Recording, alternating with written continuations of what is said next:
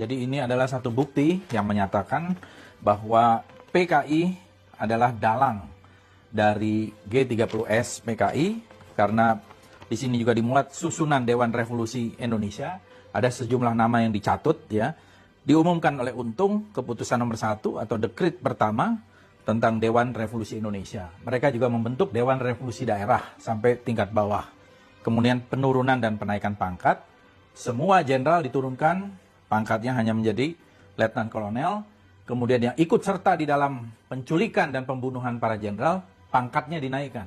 Jadi ini jelas sekali bahwa Harian Rakyat, koran resmi PKI, menyatakan mendukung G30S dan memang mereka lah sebetulnya di belakangnya. Kemudian di sini juga ada ini Gestapo PKI, kontra revolusi, diterbitkan oleh Pusat Sejarah Militer Angkatan Darat. Ini dokumen-dokumen tentang situasi dan keadaan di setiap daerah. Ini terbit 30 September 66, jadi 1 tahun setelah peristiwa. Ada lagi sejumlah dokumen, ini saya hanya mengambil beberapa. Pidato dan pernyataan resmi di sekitar peristiwa G30S, hakikat ketetapan MPRS tentang surat perintah 11 Maret. Lalu ada juga sidang hasil sidang umum MPRS keempat tahun 66, kumpulan pidato Menteri Panglima Angkatan Udara Republik Indonesia, Omar Dhani. Ini adalah buku yang saya tulis berdasarkan interview wawancara saya dengan tokoh-tokoh dari para korban keganasan, kekejaman PKI tahun 48. Dan ini ada sejumlah buku lain ya, saya bacakan nih, Menolak Bangkitnya Komunisme. Kemudian ini juga ada Kuda Troya Komunisme di Era Reformasi, rangkaian peristiwa pemberontakan komunis di Indonesia, Bahaya Komunisme dari Profesor Dr. A.Z. Abidin dan Baharudin Lopa. Kemudian ini Mengganyang Komunis dari Alfian Tanjung. Kemudian ini buku tentang sidang istimewa MPRS. Nah, ini buku yang saya terbitkan, Lakon Politik Che Guevara Melayu. Nah, ini buku Ben Anderson dan Rook Maffei. Ini mereka yang disebut sebagai Cornell Paper.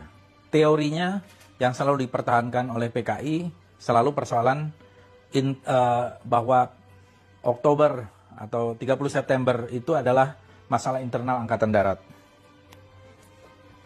Ini juga buku-buku, ini Madiun 1948, Hari Puza. Ini pernah diluncurkan juga di perpustakaan Fadlizon atau Fadlizon Library beberapa tahun lalu. Dan waktu itu dalam diskusi Pak Hari Puza juga mengatakan bahwa ini adalah pemberontakan. Lalu ini buku yang saya mention semalam, The Black Book of Communism, Crimes, Terror, Repression, Stephanie Courtois dan kawan-kawan. Lumayan tebal bukunya.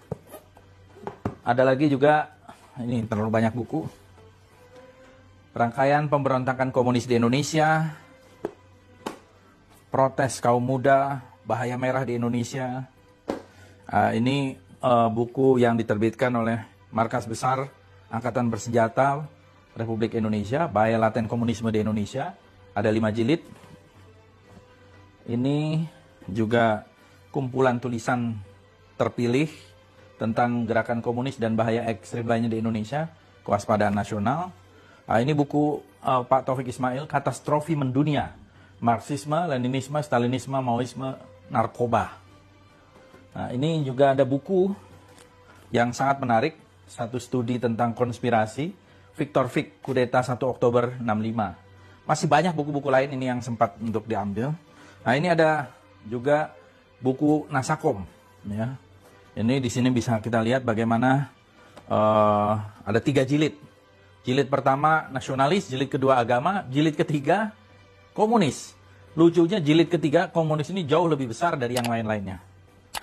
Jadi kita tahu bahwa mungkin ini peristiwa sudah lama terjadi, tetapi seperti kata pepatah ya sebenarnya itu, atau julukan jas merah, karena yang menyampaikan itu adalah dari para mahasiswa, meskipun kemudian itu diatribusikan kepada Bung Karno, jangan sekali-sekali meninggalkan sejarah. Bismillahirrahmanirrahim. Assalamualaikum warahmatullahi wabarakatuh. Ada 12 orang yang terpampang di layar kita atau di backdrop kita. Saya berharap sebetulnya dituntaskan dulu yang 12.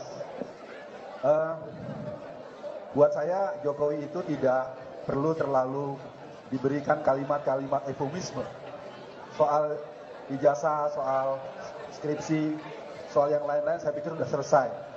Yang penting sekarang memang harus ada gelombang mesin dan pemicu denotator gerakan kita bahwa yang namanya Jokowi itu harus ditangkap dan anaknya harus dimakzulkan.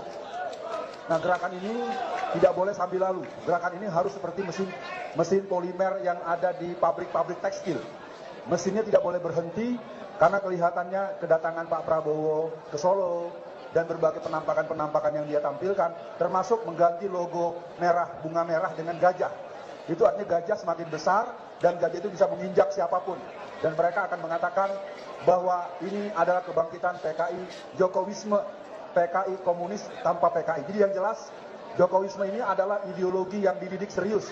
Menurut Bapak Usman Amenuddin, seorang tokoh di Solo, usianya 86 tahun, bahwa Jokowi tidak ada hormatnya dengan PDIP. Jokowi dipersiapkan oleh jaringan komunis internasional untuk mempertegas bahwa komitmen perjuangan komunisme akan kembali bersentral di Indonesia.